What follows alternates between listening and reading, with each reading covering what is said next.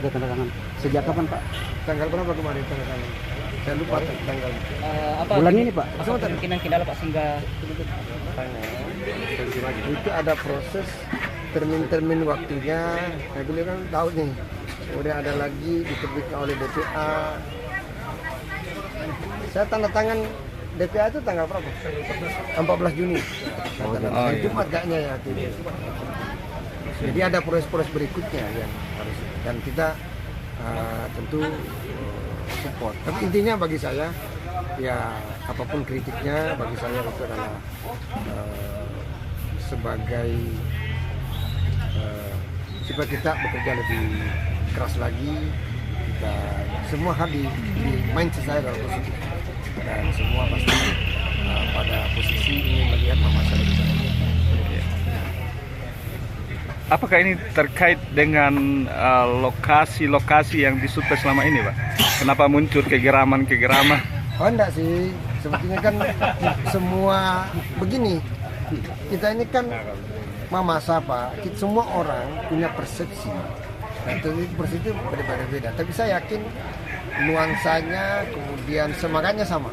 Ingin melihat masa maju. Jadi beliau itu siapapun, rasa-rasanya teman dekat saya semua. Jadi ya cuma kita minta semua sebagai putra daerah, sebagai apapun kita harus saling memartabatkan. Jadi bagi saya oke saja. Ya. Iya, soalnya nampaknya seminggu terakhir ini ada keretakan harmonisasi nih, Pak. Oh enggak, komunikasi saya tiap hari berjalan secara personal ya. Dan saya secara personal enjoy aja. Enjoy ya. Dan saya tipe pekerja keras. Apakah memang mungkin belum sampai di telinga DPR sendiri Pak sehingga dikatakan belum? Saya tidak tahu, tapi semua proses berjalan. Jadi umpamanya kalau lahan ya, lahan pasar. Lahan pasar itu ada proses namanya appraisal. Appraisal itu juga ada tahapan-tahapannya. Tidak boleh satupun langkah yang kita lewati. Jadi memang untuk membeli tanah itu, menyerahkan lahan itu tidak persoalan gampang. Ada tahapan yang harus. Dan besok juga kemudian ada ekspos ke kejaksaan. Karena saya meminta bahwa semua orang, semua kita silakan lihat prosesnya transparan.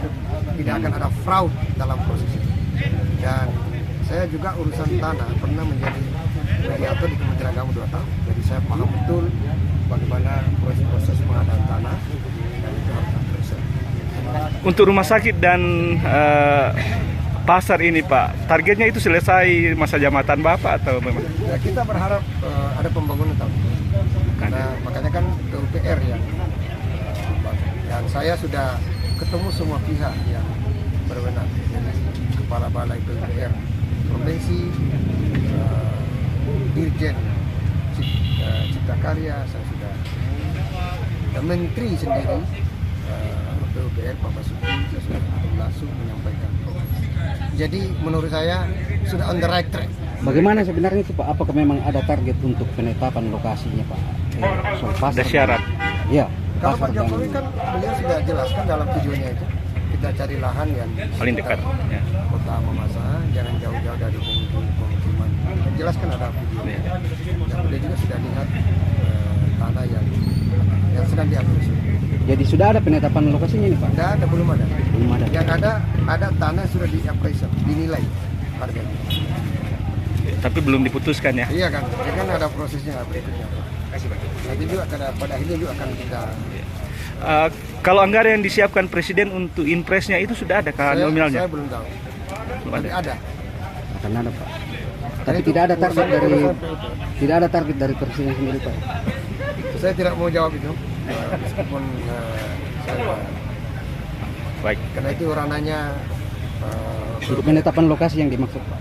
ya enggak, kalau beliau kan umum anunya ya. Dia aja videonya bahwa harap pasar itu harus dekat tempat aktivitas masyarakat. Tapi dari lokasi yang disurvei selama ini, mana yang paling representatif itu, Pak? Ya memang kalau penilaian PUPR itu pasar Jenol dan sekitarnya. Oh, untuk pasar ya. Kalau rumah sakit? Kalau rumah sakit untuk sementara kan dalam penilaian juga. Oh. Jadi PUPR sudah menurunkan ada 20 tim ya. Itu sudah ada tim macam-macam, ada yang kelayakan bangunan. Ini sedang ditunggu karena itu ada tesnya di laboratorium. Karena ini kan bangunan Pak. Bangunan itu apakah tetap atau diruntuhkan itu ada teknologinya, ada prosesnya. Kita sedang menunggu. Baik Pak Bupati. Terima kasih Pak. Nah,